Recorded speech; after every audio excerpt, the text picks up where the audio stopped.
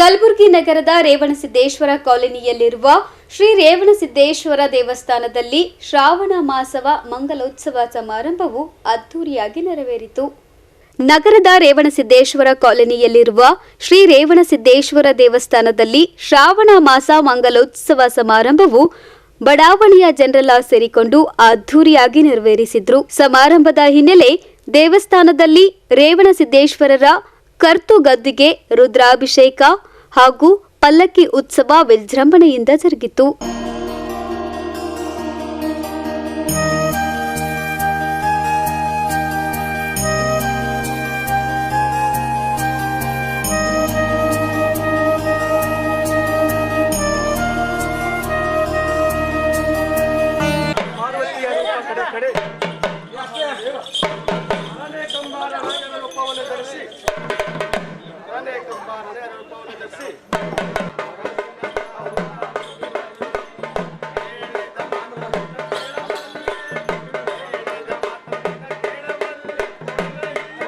ರೇವಣಸಿದ್ದೇಶ್ವರ ಕಾಲನಿಯ ಸದ್ಭಕ್ತ ಮಂಡಳಿ ರೇವಣಸಿದ್ದೇಶ್ವರ ಕಾಲನಿಯಲ್ಲಿರುವ ರೇವಣಸಿದ್ದೇಶ್ವರ ದೇವಸ್ಥಾನದ 37ನೇ ಶ್ರಾವಣ ಮಾಸದ ಕಾರ್ಯಕ್ರಮವನ್ನು ಸತತವಾಗಿ ನಡೆದು ಬಂದಿರುತ್ತದೆ.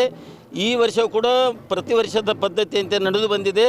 ನಮ್ಮ ಕಾಲನಿಯ ಹಿರಿಯರು ಎಲ್ಲ ಮುಖಂಡರು ಈ ಕಾರ್ಯಕ್ರಮದಲ್ಲಿ ಭಾಗವಹಿಸುತ್ತಿದ್ದಾರೆ.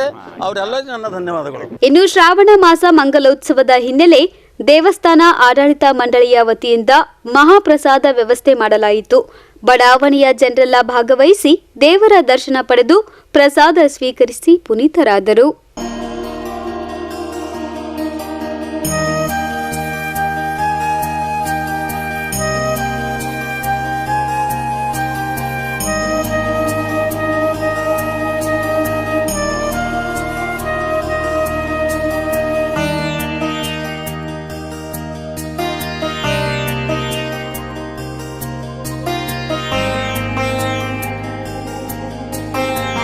ಚಂದ್ರಶೇಖರ್ ಕೋಬಾಳ್ ಅಧ್ಯಕ್ಷರು. ಇವತ್ತು ರೇವಣಸಿದ್ದೇಶ್ವರ ಕಾಲನಿ ಕಲಬುರಗಿ ಶ್ರೀ ರೇವಣಸಿದ್ದೇಶ್ವರ ಒಂದು ಪಲ್ಲಕ್ಕಿಯ ಮಹೋತ್ಸವ ಬಹಳ ವಿಜೃಂಭಣೆಯಿಂದ ನಡೆಯುತ್ತಿದೆ. ಎಲ್ಲ ಬಡಾವಣೆಯ ಎಲ್ಲ ಭಕ್ತರು ಆಗಮಿಸಿ ಒಂದು ಭಜನೆ ಡೊಳ್ಳು ಮುಖಾಂತರ ಒಂದು ವಿಜೃಂಭಣೆಯಿಂದ ಎಲ್ಲ ಬಡಾವಣೆಯ ಎಲ್ಲ ಮನೆಯವರು ಒಂದು ಪಾಲಕಿಗೆ ಬಹಳ ಭಕ್ತಿನಿಂದ ನೀರು ತೆಂಗು ಹೂವು ಪತ್ರಿ ಸಲ್ಲಿಸುತ್ತಾ ಬಹಳ ಭಕ್ತಿನಿಂದ ಬರಮಾಡಿಕೊಳ್ಳುತ್ತಿದ್ದಾರೆ. ಎಲ್ಲ ರೇವಣಸಿದ್ದೇಶ್ವರು ಈ ಎಲ್ಲ ಬಡಾವಣೆ ಎಲ್ಲರಿಗೂ ಒಂದು ಆಶೀರ್ವಾದ ಕೃಪೆ ಇರಲಿ ಅಂತ ನಾನು ಹೇಳುತ್ತಾ, ಮಳೆ ಬೆಳೆ ಎಲ್ಲ ಚೆನ್ನಾಗಾಗಲಿ ಅಂತ ಹೇಳುತ್ತಾ ಆ ದೇವರಲ್ಲಿ ನಾನು ಬೇಡಿಕೊಳ್ಳುತ್ತಾ ಪ್ರಾರ್ಥನೆ.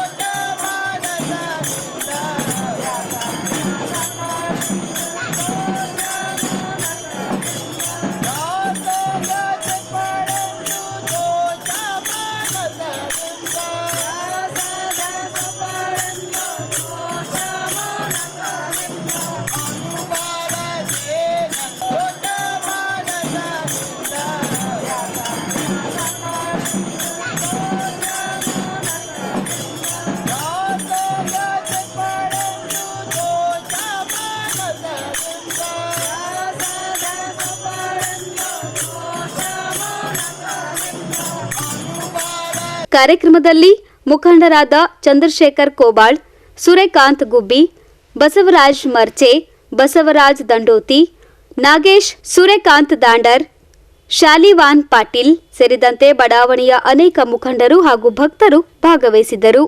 Bureau report in Gulbarga news.